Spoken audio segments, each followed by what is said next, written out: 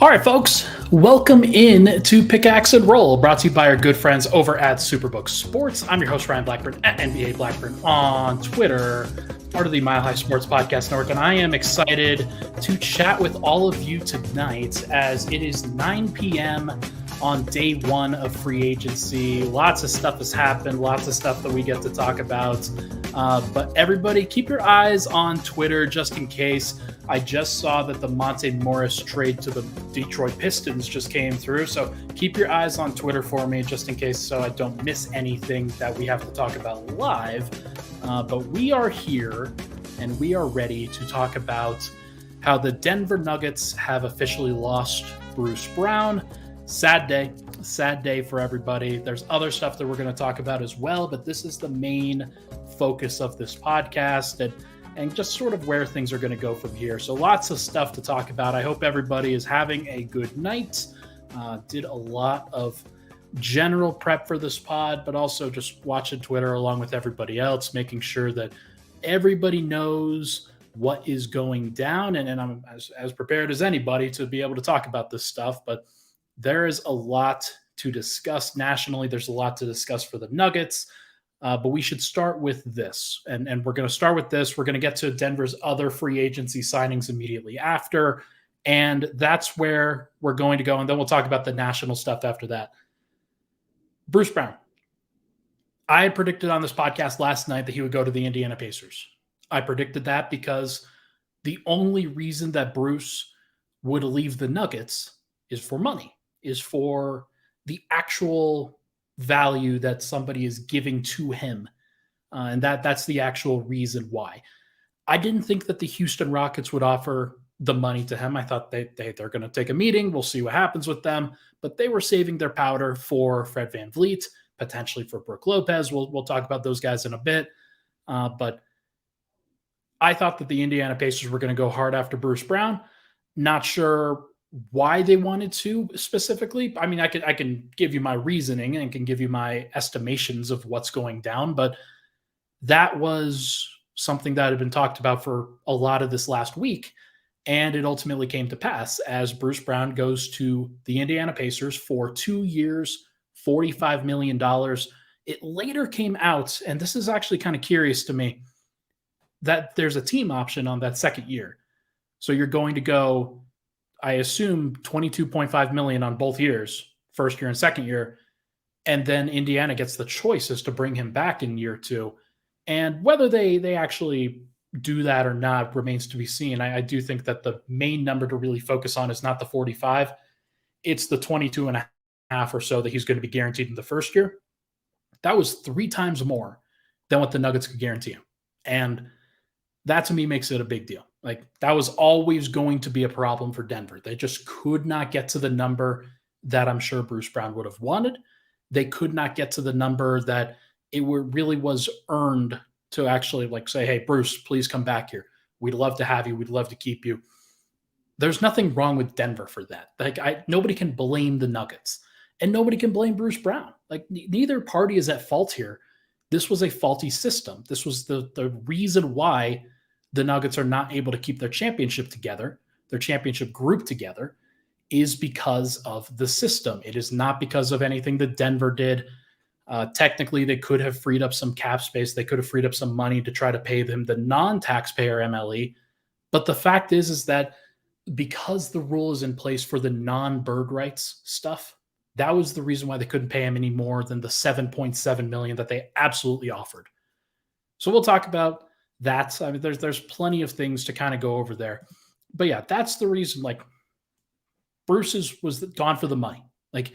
He had made less than $15 million in his career earnings. Getting a guaranteed doubling of that and then some in this next year is fantastic.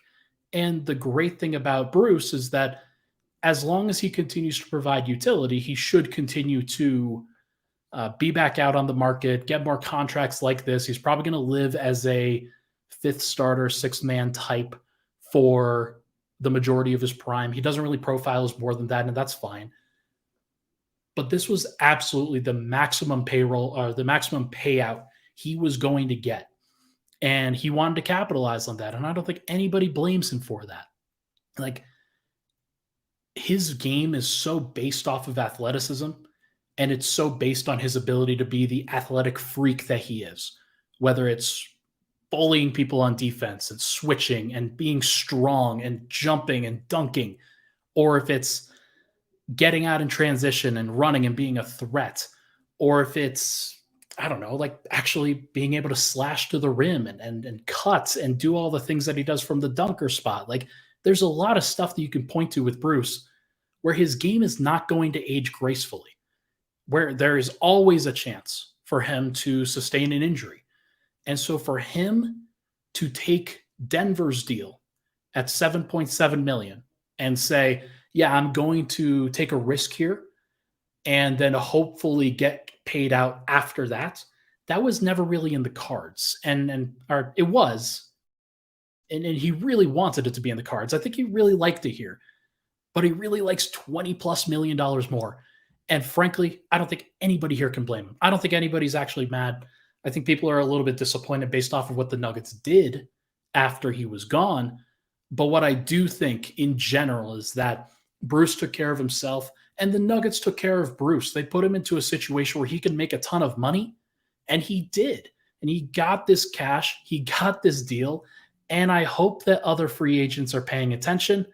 It doesn't feel like they were paying attention this year for whatever reason.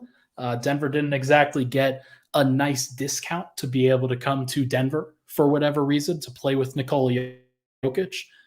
But that's another thing. That's another thing that we'll have to talk about going forward. Here's the ramifications for Denver. I think the Nuggets are going to be okay, especially during the regular season. I am not as worried about Bruce Brown from the perspective of, oh, he needs to be like brought back for Denver's regular season purposes. I think that there's enough that Denver can piece together with Reggie Jackson now. We'll talk about him in just a bit. Christian Brown, Peyton Watson, guys like that. There's enough there. And then even Jalen Pickett and Julian Strawther and guys like that. There is enough there that they're going to be fine from a regular season perspective, because the secret truth of it was that during the regular season, the Nuggets didn't get a lot from Bruce Brown from a impact standpoint. He actually wasn't like a top 100, top 125 most impactful player in the league or anything like that during the regular season specifically. He was more of a product of Denver's system, more of a product of the attention that Nikola Jokic, Jamal Murray, Michael Porter, Aaron Gordon, guys like that, more of a product of what those guys were doing from a starting standpoint. If you think back to my two-man net rating charts, and this is where analytics and things like that, people that don't want to listen to that, I understand, I get it. The actual impact that Bruce Brown had in those bench lineups was negative. It was not positive. He struggled throughout the regular season to establish a role with Denver's team.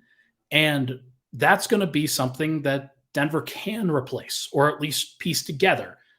I think that Denver starters have a chance to be even better next season as Jamal Murray is back and healthier, as Michael Porter continues to improve, as they continue to gain chemistry with their group.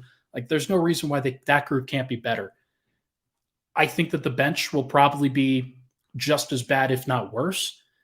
But I think they're still going to be okay, because if you look around at the rest of the Western Conference, it's not like anybody did anything crazy. I think a couple of teams hit some singles and doubles, but there was nothing crazy other than what the Houston Rockets did in adding Fred VanVleet. So there's like, Denver's going to be okay on that perspective. Reggie Jackson, I think he'll be fine from a regular season perspective. The playoffs, though, are another matter entirely. And that's where we are going to have some question marks. That's where there's going to be some concerns because Bruce Brown stepped up in the playoffs. He was a sixth starter, even more so maybe than the regular season. Actually, he was a sixth starter in both regular season and playoffs. I don't think sixth starter matters as much for the regular season because Denver can piece those things together. They can get by with a 9th, 10th, or 11th man in that point.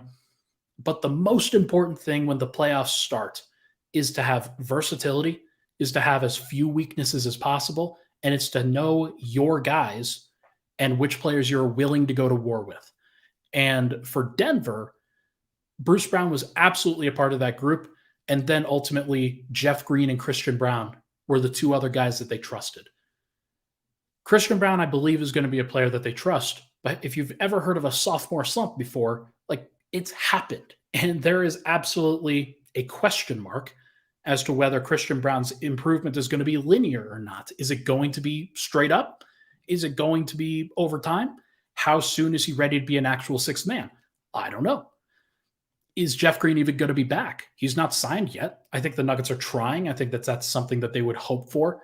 But he's also not this perfect save-all that's going to step up into Denver's sixth-man role. So that's going to be a question mark too.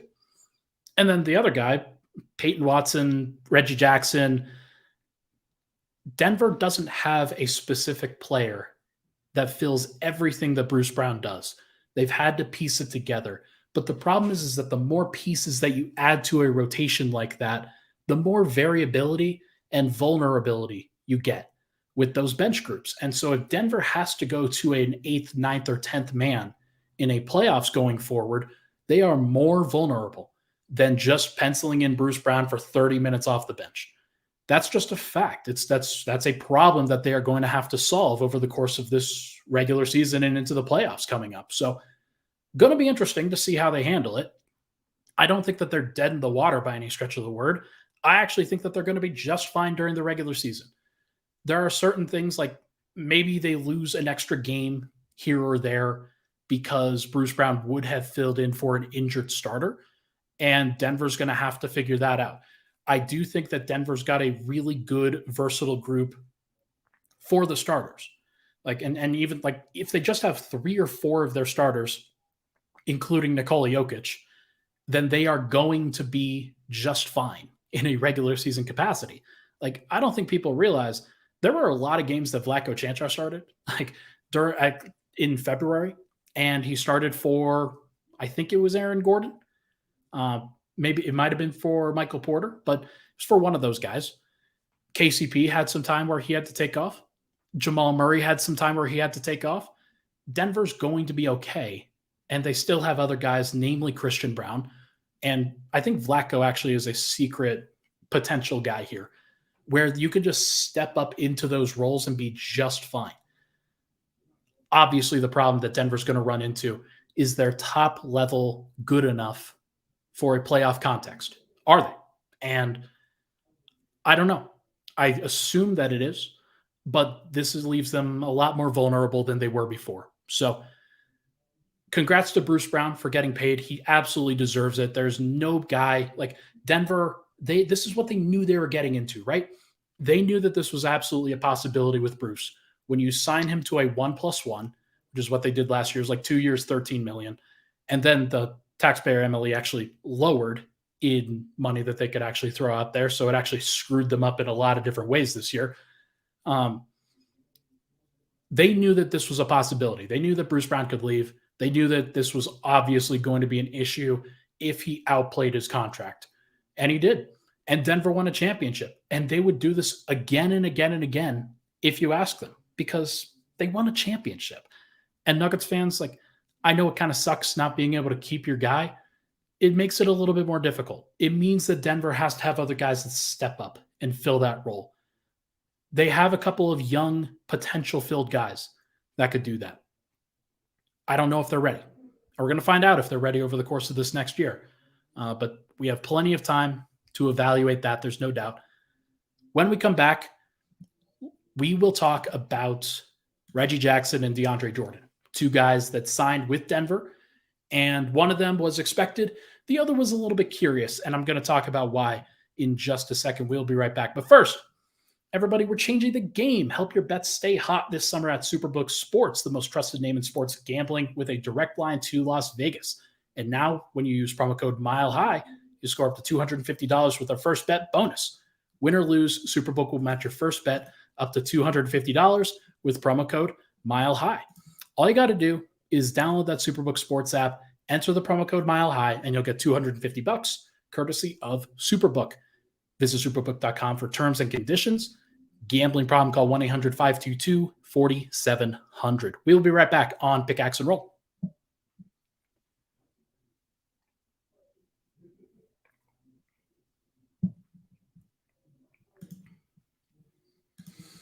And we're back.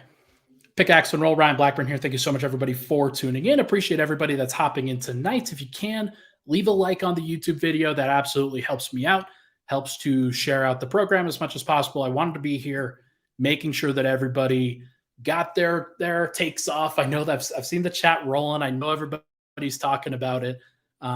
Denver made some interesting moves in this free agency period, and you got to start with Reggie Jackson and DeAndre Jordan. I was a little bit caught off guard with the way that Denver did this. Not the fact that DeAndre Jordan was their first signing. I actually thought that would be pretty funny.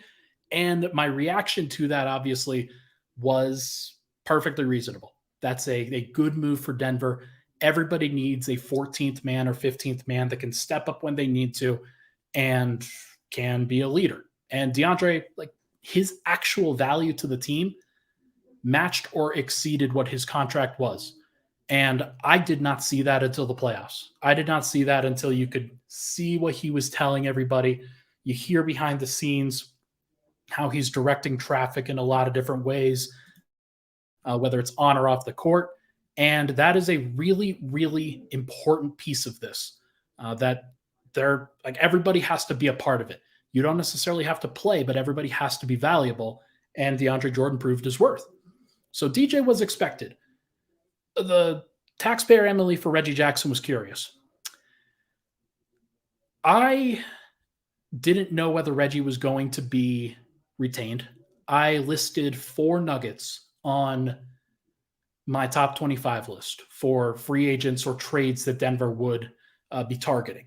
Bruce Brown was number 1. Jeff Green was number 5. Reggie Jackson was 18. DeAndre Jordan was 23, I think. 4 guys. And Denver's brought back 2 of them. So we're 2 for 4. If they were 4 for 4, it would feel a lot different. The problem is that Denver's 2 for 4. And the way that they brought back Reggie was a little bit different than how I thought that they would. And this might be semantics because of the actual money that's out there and because of the actual players that Denver could have signed. Because if you look around at the rest of the point guard market, there's a lot of guys getting paid.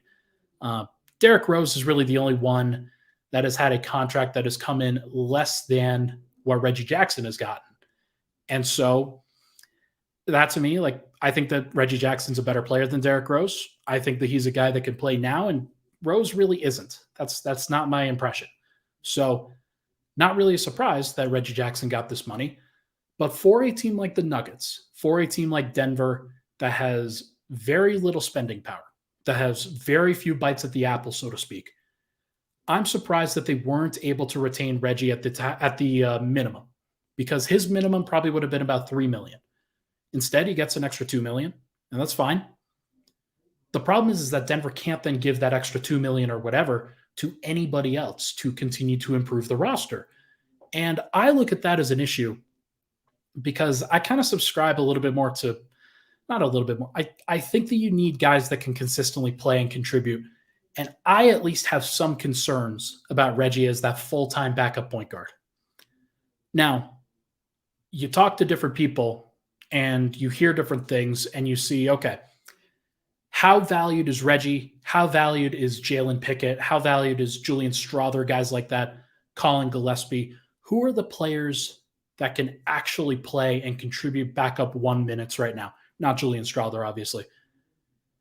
Reggie is somebody that they believe in. He's somebody that they believed in before when they signed him to that buyout market deal. They signed him to a minimum. That was a nice thing that they were able to do. And it didn't work out from the perspective of actually playing him on the court. He was really bad, really, really bad in Denver. And I'm not surprised that he was really bad. It's really difficult to come into a team, especially a championship team that has these high expectations. If you come in during the middle of the season or even latter third of the season and you are trying to be an impact player, it's really difficult. I don't want to undersell that because I think that Reggie Jackson's a better player than what he showed. in his time in Denver. The question is he the right fit? And I'm not sure that he was, because the player that Denver is hoping to get from Reggie, I don't know if he necessarily plays in the playoffs. And with that taxpayer MLE, I feel like you need to get somebody who plays. Reggie is a bad defender. Reggie is kind of a space cadet when it comes to the defensive end. He misses assignments. He's not big enough to really impact the defensive glass. He gets switched onto and people hunt him in isolation, and he struggles to defend without fouling.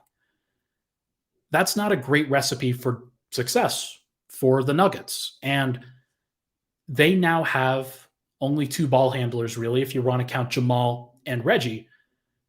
Jamal can at least hold up defensively when he tries. Reggie, I'm not sure he can.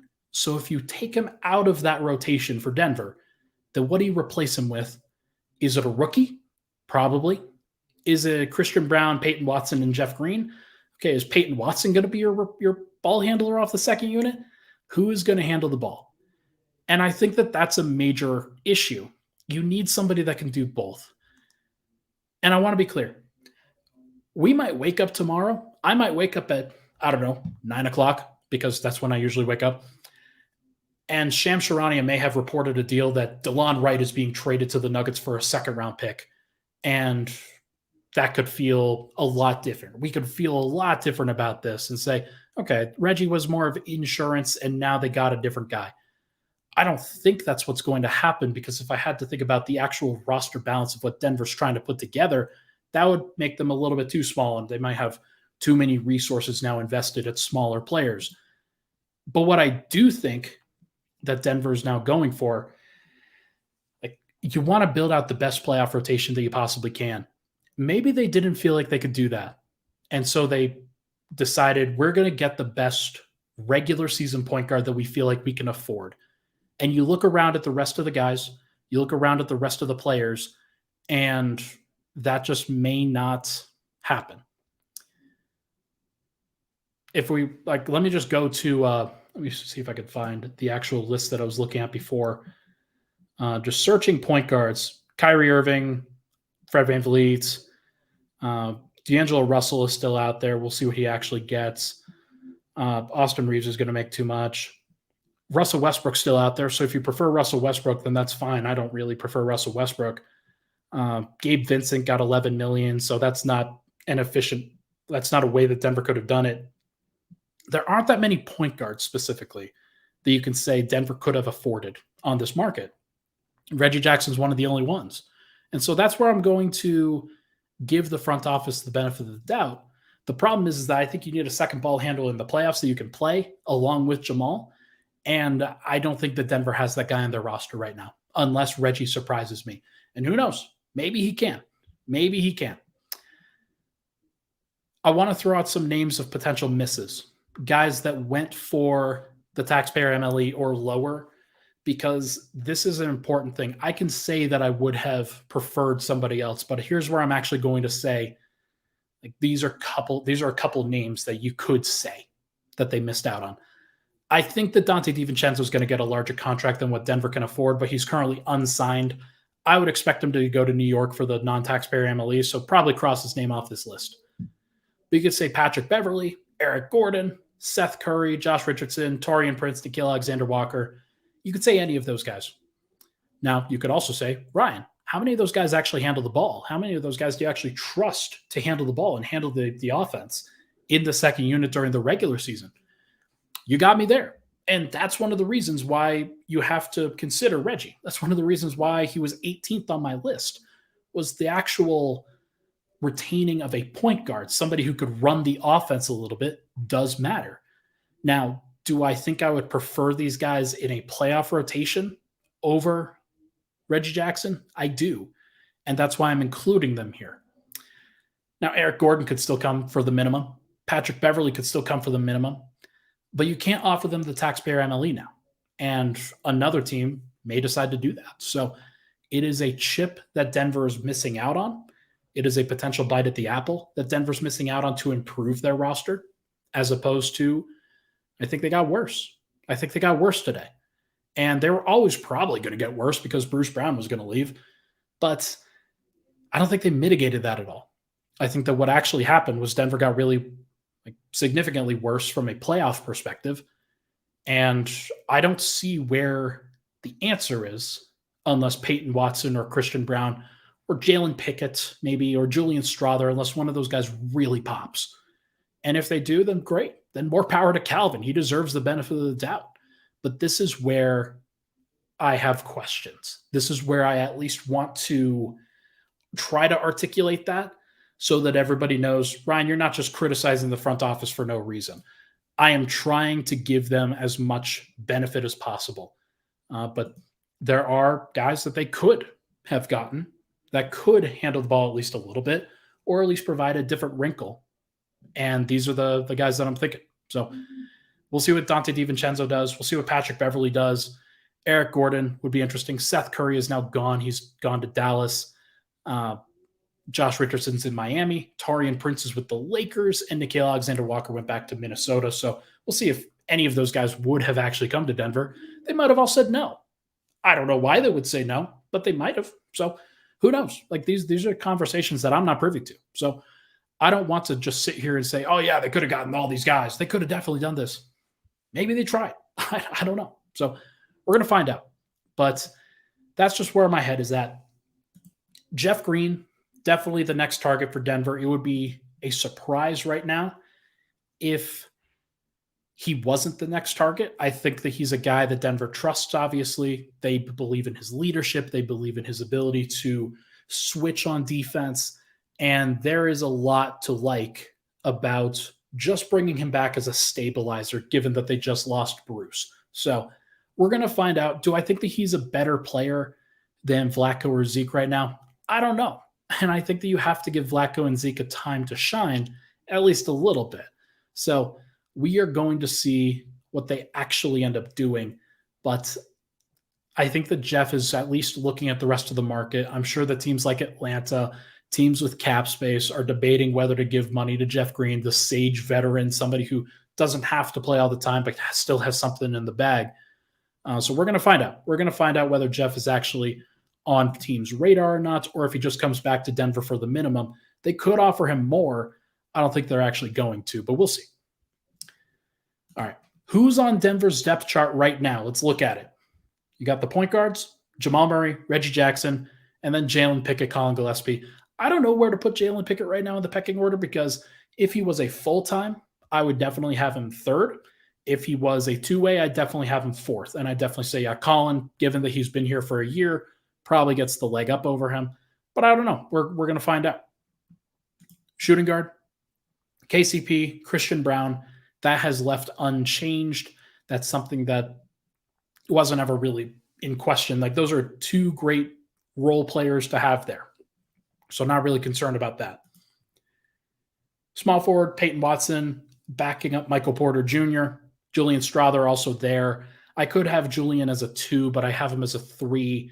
Just I think the stability factor, it's more likely that Strother plays the 3 in my opinion. And if he was sharing the court with, let's say, KCP or Christian Brown, I would have Strother at the 3 personally. But maybe that's not true. Maybe he ends up playing the 2 a little bit more. But I like this depth chart. I think that this one looks pretty good. Power forward, you got Aaron Gordon, Vlatko Chantar, Hunter Tyson. That one looks fine. If it had Jeff Green, I think it would look even better. Just from a depth standpoint and understanding, look, you can give Aaron Gordon a day off here or there. Going with Vlatko Chantar and Hunter Tyson in his place would be kind of tough. But maybe that's where Denver cuts it down to like a 9-man rotation and says, all right, Vlatko, you're going to be the 4. And then Michael Porter Jr. is the backup 4, or Peyton Watson's the backup 4. One of those guys might be a better fit immediately than Hunter Tyson, but you never know. Maybe Tyson proves himself. And then center, Nikola Jokic, Zeke Naji, DeAndre Jordan. This is how I have it. It might end up being DeAndre Jordan who plays over Zeke, but I got to be honest. If that happens, then they should have traded Zeke. That's a pretty not great indication of where Zeke is at, especially in a regular season depth chart. Like he should be the guy that plays, that carries the burden there.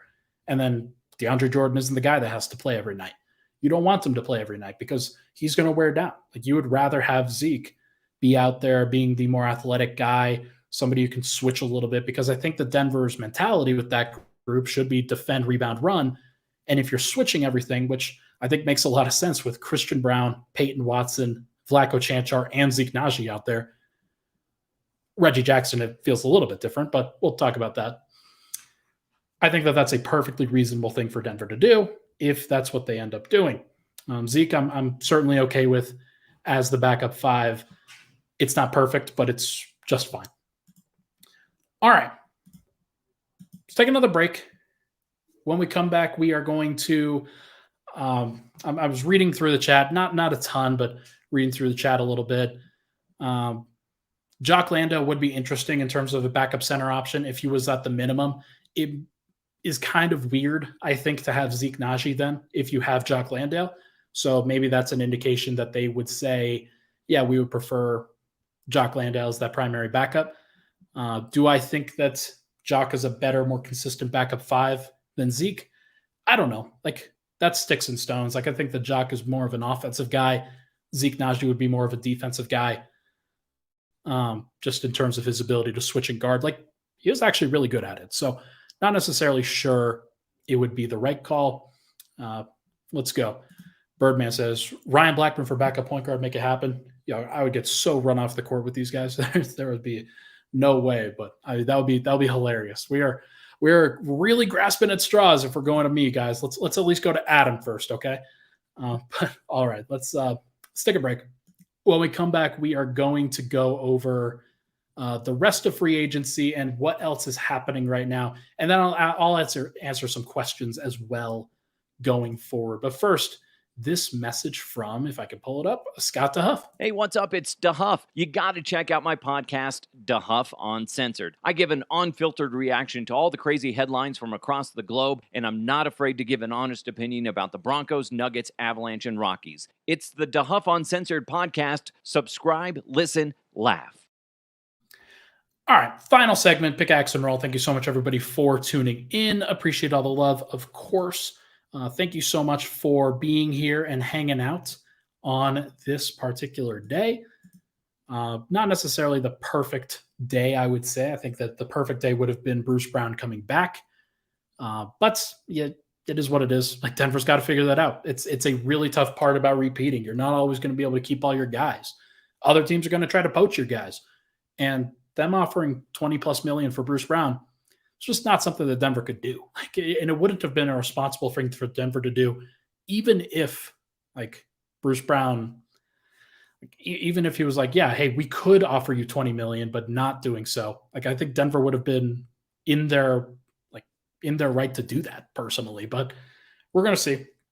We're gonna see what it looks like.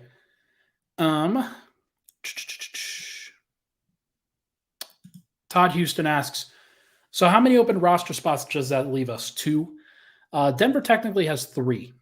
They currently have, and I'm not going to pull it up for you, but I'm going to pull it up for myself. They have 12 guys that are or 13 guys that are currently penciled into particular slots. 13 out of 18. Now, Jalen Pickett and Hunter Tyson, we do not know if they are going to be two-way contracts or full-time contracts. And if they are one or the other, like, let's say they are both two-way contracts, then Denver has 3 open roster spots at their disposal. I don't think that's what they're going to do. I think that what they're probably going to do, if I had to guess, is they'll probably have Jeff Green, Jalen Pickett on a full-time, Hunter Tyson on a two-way, and then they will leave that third full-time roster spot open. And then they'll also try to figure out who else to bring in on a two-way contract from Summer League, for example. That would be my guess. And it would be a good way for them to stay relatively cheap. I don't know if that's the right decision. I don't know if that's what I would personally want them to do. I think what I'd personally want them to do is to trade for somebody with that traded player exception. Like, that would be my ideal, to try to get somebody else for that bench that maybe crowds it just a little bit, or and maybe crowds it just a little bit, but it would at least give them a little bit more stability and structure to what they're trying to do. That'd be my hope. Other questions here. Is there room for Jack White? I feel he still has potential to be a solid role player. There is room for him if that's what they want. Like, rather than keeping a roster spot open, they could just give Jack White a minimum. Has he earned that? Probably not. Just if I'm being fully honest here. Now, I'm okay with them giving it to Jack White if they feel like he is a good option for them. But I'm not sure that he's earned it in particular. I'm not sure that makes a ton of sense. But maybe he's the guy that they go for. Maybe that's an interesting one to at least think about. Truth Teller says, Ryan, do you think the Nuggets make a trade? Well, Miami is trading Victor Oladipo to OKC, as Shams just posted here. Yeah, nothing crazy. Do I think Denver makes a trade? I'm just going to default to no. Like, I'm just going to default to that. I think that what the Nuggets need right now is not something that they're going to be able to solve with a trade. Now, I've floated this deal before. What about Cole Anthony for Zeke Naji, or Cole Anthony into your traded player exception? That to me makes sense. I'm not sure if it makes sense for Orlando, and it's something that they're even interested in considering. Like, they probably still think, hey, Cole Anthony is a part of our team. We like that idea. And it wouldn't be until Cole says, yeah, I do not want to be here, for them to even really consider trading him. However, like, that's the kind of player that I'd be thinking about. He's a guy, another couple of guys, Killian Hayes would be an interesting point guard type. Chetty Osman, just as another kind of veteran wing, would make some sense. But it sounds to me like Denver doesn't really want to add a wing because they want a free pathway for Christian Brown and Peyton Watson to develop, which to me is very interesting. Like, I think in years past, Tim Connolly would have added a guy like Chetty Osman. He would have said, okay, you're available. We have the ability to get you. You're going to make the bench better just from a talent perspective. Sure, we'll do that. Calvin Booth, I think, is very calculating. He's very, like, he wants his guys to work out. And so what he's doing, instead of giving a fully stacked deck to Michael Malone of roster spots to work with, he is going to say, no, this is the proper pecking order that you should play these guys in. And we are going to play these guys, and this is how it is going to go, because I'm not going to give you any other options.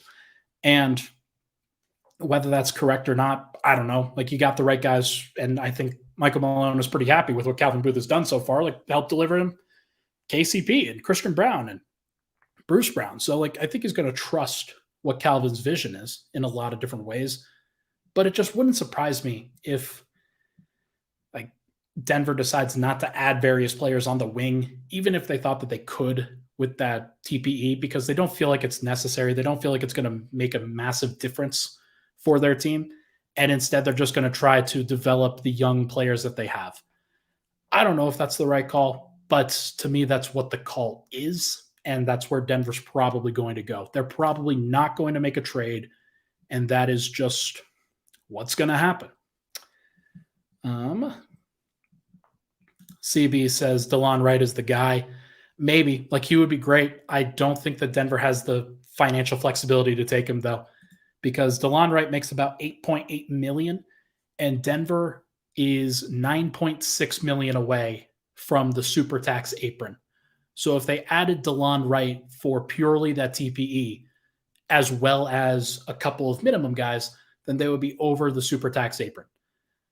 Obviously, they can't do that now. It's like illegal to do that now because Reggie Jackson is signed to that taxpayer MLE. So I don't think that they signed Reggie to that deal while also adding DeLon Wright. To me, that doesn't make sense. Maybe that does happen. Maybe their order of operations was off and they just decided to go through with it anyway because DeLon Wright's a good player. But I don't think that that's where their minds are at. I think that they're probably just going to let their guys go. And that's fine. Like, it's not the direction that I would have gone initially, but that's fine. And Rui Ish-Smith, I don't think that he's on the radar. Maybe they add him back. Maybe if he's like, okay, you're getting a veteran minimum, you're a stable option. We don't really have it for anybody else. That's fine. They do have 4 point guard sized guys now with Jamal Murray, Reggie Jackson, Colin Gillespie, and Jalen Pickett. So I doubt that they add a fifth. But you never know. Like maybe they decide that that's where the veteran voice can come from. But I think that that's how they believe Reggie will be. So we'll just have to see if that's actually what works. Who else? Any remaining free agent targets? If I'm looking at, let me look at this list over here. No, there's not a lot of open gaps here. There's a lot of guys that have already been signed up, that have already been taken. Yuta Watanabe was one of the guys that I thought would be interesting. I think he went to the Phoenix Suns on a veteran minimum to go join Kevin Durant, which good for him. Like that's a really good day for the Phoenix Suns. They added a lot of interesting depth pieces. Re-signed Josh Okogie, Yuta Watanabe. They got Drew Eubanks, Damian Lee. They also got Keita Bates-Diop. So nothing like crazy, but they filled out their bench with various players that make a lot of sense. I don't think that there's anybody out there that I think makes sense for Denver on a minimum that much. Like somebody could surprise me and add somebody in the comments, but I don't think that there's anybody that really makes sense right now. Wenyen Gabriel, Mo Bamba, Todd Houston has a good couple of names here. Those will be interesting. I'd be perfectly fine with that. And then Thomas Bryant is also pretty reasonable as well. Like that'll be perfectly fine. Okay, Austin Rivers, another name that you could potentially add. He'd be that's an interesting one.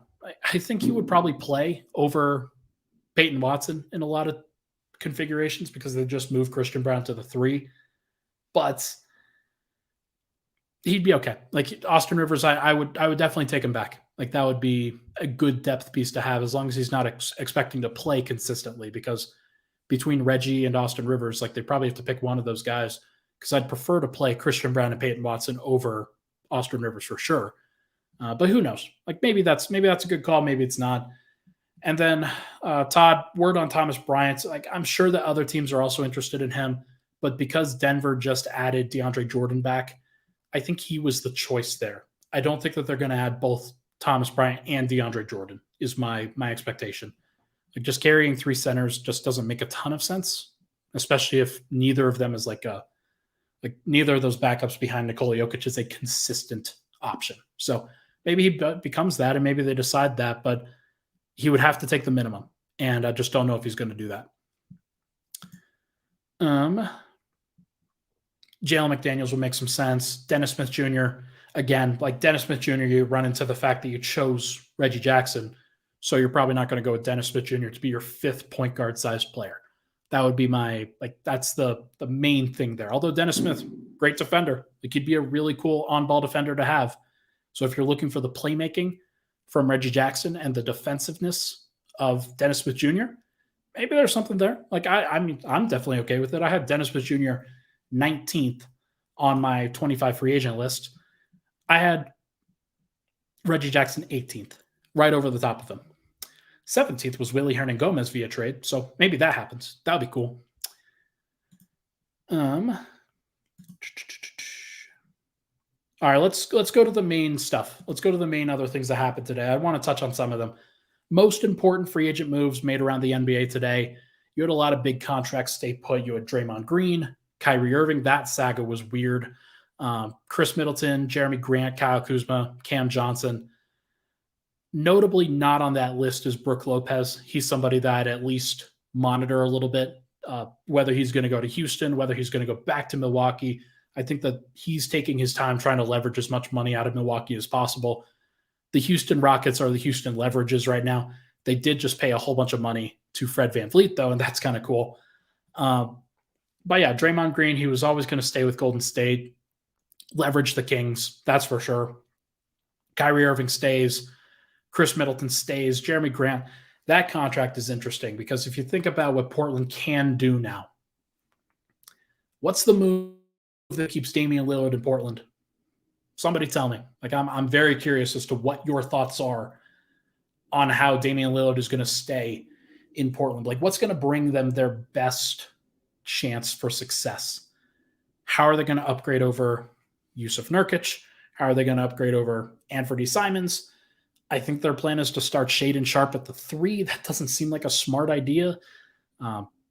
They are a team that is ripe for rebuilding, and yet they just gave Jeremy Grant $160 million guaranteed, and Damian Lillard still has a bunch of money, and he wants them to trade Scoot Henderson. Maybe he does. Maybe they end up doing that, and maybe they decide, all right, we can piece together some contracts. We can figure out how to get Scoot Henderson to, I don't know, maybe not Chicago for Zach LaVine. Like that's the name that keeps popping up for me. But it's not going to be James Harden. Like we're doubtful on that. It's probably not going to be. I don't know. There's not a lot of other great names. Like I'm still trying to figure it out. Let's see what the comments say. Embiid and Zion are two of them. That's an interesting one. Stefan says Zion. Trade Embiid to Portland. Embiid is the one where I actually think it's going to go the other way. I think that the most likely scenario, and I said this on the pod last night, I think, was that a 3-team trade manifests between the Clippers, the Blazers, and the Sixers, where the Clippers get Harden, the Blazers get stuff from the Clippers, whether it's young guys, whether it's draft picks, whether it's other veterans where they can stay competitive, and then the Sixers get Lillard. I kind of think that makes sense.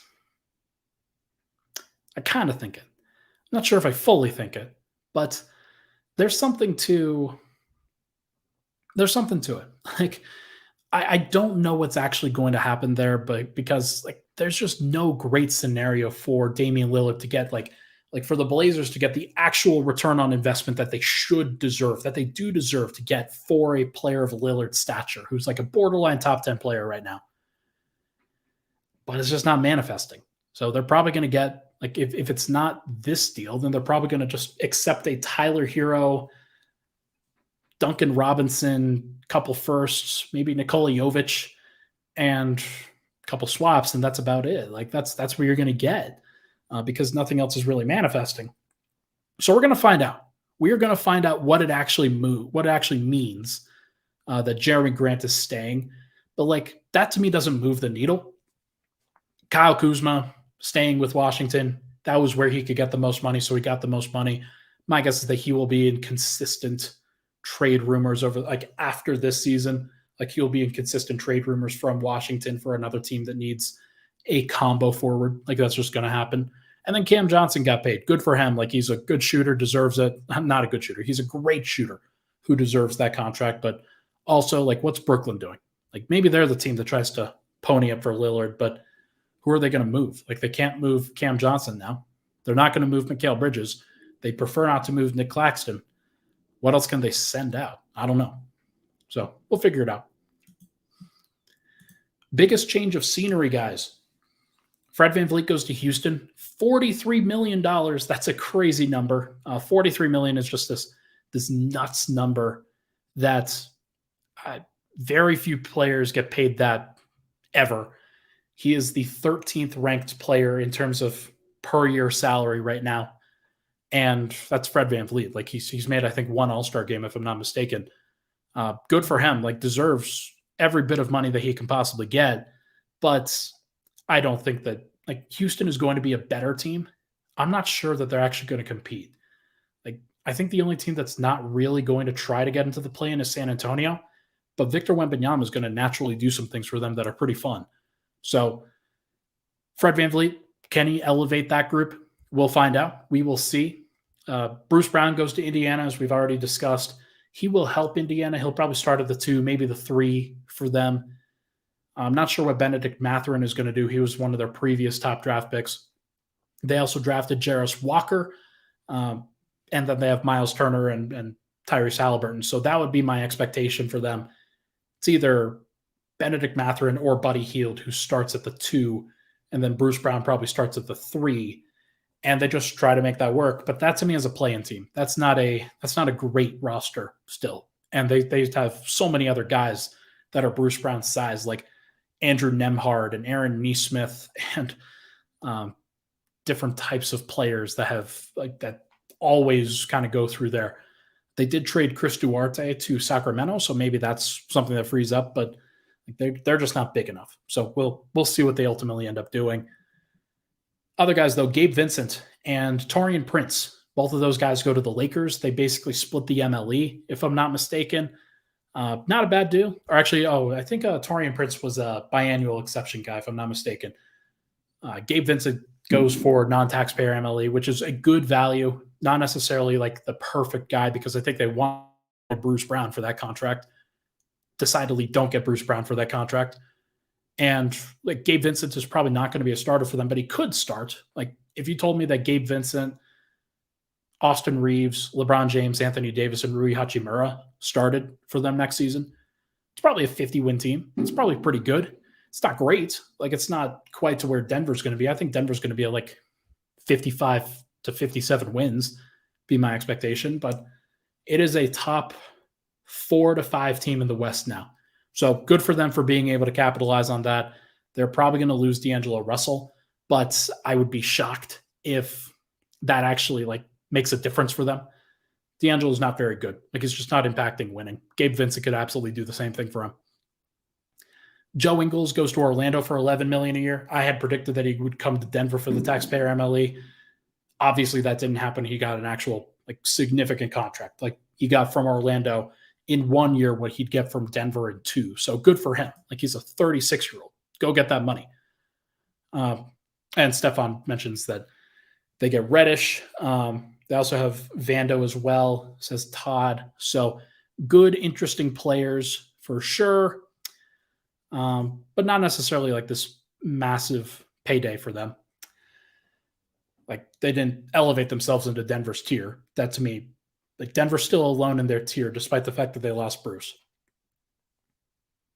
Javon Carter goes to Chicago. Another team that like some curious moves. Like Javon Carter's a good player, but why didn't they just pick up Ayo Dosunmu? Why didn't they just re-sign him and try to pay him? Like they re-signed Kobe White, but they didn't re-sign Ayo Dosunmu. So maybe he's a guy that Denver could have gotten for that taxpayer MLE. I doubt it. Like that doesn't really make much sense to me. Like he's probably going to find some sort of money somewhere, but like he's a good player. I would have loved Ayo. Georges Niang goes to Cleveland. Josh Richardson goes back to where it all began for him in Miami. Some good moves and good change of scenery guys that could potentially do some interesting things with new teams, but not a lot of centers there. Not a lot of centers being valued. So kind of interesting to see Nikola Jokic win a title. Joel Embiid win a MVP this last year. And a lot of teams just not really investing in the center market because maybe they feel like it's futile. So Denver has to take advantage of that. They have to stay big. That's just the way that they are going to continue winning titles, is dominating on the inside. Sorry, there's fireworks going on. I've got my heater going off. Not heater, the AC going off. There's a lot of stuff. There's a lot of noises going on in this apartment. My fault. Actually, it's not my fault. Big winners of today. I wonder who do you guys think are the big winners? Who do you guys think are the teams that won the day? I think that the Suns, with all of the players on the fringes that they added, makes some sense. I think that the Lakers did pretty well for what they had. Not necessarily great. Fred VanVleet, good winner right there from Stefan. Jeremy Grant, good winner as well. Although it's spelled Jerami. Indiana, big winner for getting Bruce Brown. Like good guys, like really appreciate them for stepping up to the plate and paying Bruce. T-Wolves to Stefan. That's an interesting one. I'm not sure that the T-Wolves are a winner. They did do some things. Like they got Troy Brown Jr., I know. They got Nickeil Alexander-Walker for a pretty reasonable amount of money. What else did they do? I'm trying to see what they did here. They got those two guys. They also got Shake Milton. That's another one. Okay. Yeah, I mean, I can see it. I can absolutely see them. A couple bites at the apple with Alexander Walker, with Milton, a couple ball handlers that may develop as young guys going forward next to Anthony Edwards. I still think that they need a cat trade, but like if you tell me that they won 48 games next year, I wouldn't be surprised. I wouldn't be surprised at all. Like that's just kind of the nature of the West is that any of these teams could be good. They're all probably going to be fine. Nas Reed and he counts as well. That's a good point from effing the ineffable. Cavs are also being mentioned here. That's a definitely interesting one. Cavs are like they've got, is it Max Strus that they're trying to get right now? Is that the shooter that they're trying to add to their team as well as Georges Niang? Good shooters. That's what you can do when you have Jared Allen and Evan Mobley. They don't really have great perimeter defense, so that's something to at least monitor with them. But if they have that interior rim protection, then they'll probably be okay. But they do need to space the floor. That was a nightmare of a first-round series to watch with them and New York in this last playoffs. Like just disgusting basketball. So hopefully they can figure that out. Now, conversely, who are the big losers? Who's everybody thinking is the big losers for today? Because I think Denver has at least an option for them. I don't know if they're the big losers because they were always going to lose Bruce Brown, but I don't think that they did anything too crazy in order to like make up for that. Obviously, like Reggie isn't fantastic in terms of a really great option there. We've got two comments here: Denver and Nuggets. That very, very good stuff. Heat saying are the big losers. I'm not sure if that's true. I think that, yes, the Heat lost some guys, but if they're losing Max Strus and they're losing Gabe Vincent, they did get Josh Richardson back as one of those guys that had success with them. That's really what their identity is. If they still trade for Damian Lillard, which is really a possibility, then we're going to that's perfectly fine for them. That's a really good day. I think Toronto is one team that's probably a big loser. You lose Fred VanVleet, but you sign Jakob Poeltl to a $20 million per year contract, and then you sign Dennis Schroeder as kind of a placeholder for him in your starting lineup. Like, okay, that's fine. Like, it's not perfect, but like you're using your non-taxpayer MLE to fill your starting point guard position. That's not great to me. I think they're probably a team that's ripe for a teardown at some point. Like you'd want to trade Pascal Siakam. You want to trade OG Anunoby because they just don't really have a pathway to get much better than where they are right now, which is not a great team. So at least got to be worried about that one for sure. Other losers on today, we'll see what the Bucks end up doing. They lost Javon Carter. They lost Joe Ingles. We don't know what Brook Lopez is going to do. That's a team that I'm watching. Like, are you going to lose Brook Lopez as well and then try to fill him in with Bobby Portis?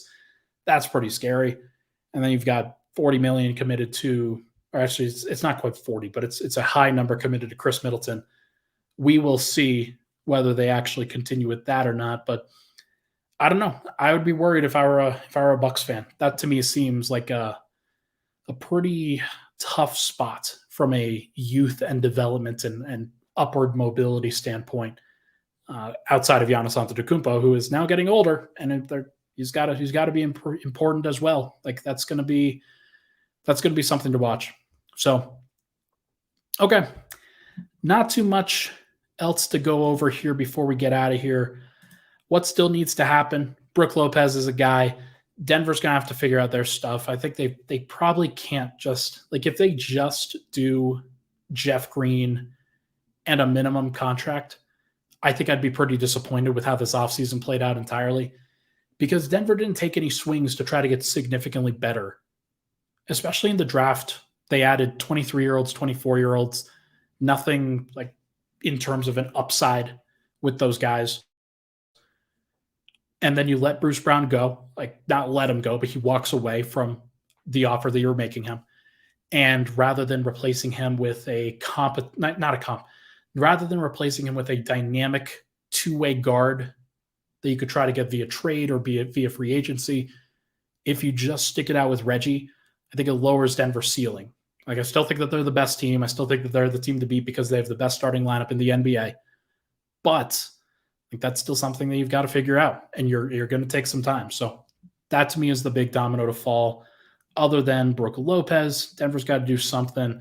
D'Angelo Russell, Christian Wood, Dylan Brooks, Dante DiVincenzo. Like, there are some other names out there. Austin Reeves will go back to the Lakers, but we're going to have to figure it out, and we will figure it out together. So, folks, I think that is going to do it. Yeah, we are basically out of here now. Let's get to that background music. Here we go. Everybody, that is going to do it for this episode of Pickaxe Roll, brought to you by our good friends over at Superbook Sports. We've gone for an hour. Really appreciate everybody for hopping in here. Got a nice bump in chat tonight. Thank you so much for everything. Really appreciate all the support, all the love on the coverage. Go check out the articles on Mile High Sports. I'll probably do a larger retrospective on this offseason at some point, but I am thinking about that. I'm thinking about all the layers, and we'll have plenty of long-term thoughts and plenty of time to cover them over the course of the rest of this offseason. Should be good. Thank you so much, everybody, for tuning in. Appreciate all the love and support on the podcast. As always, we'll talk to you guys very soon.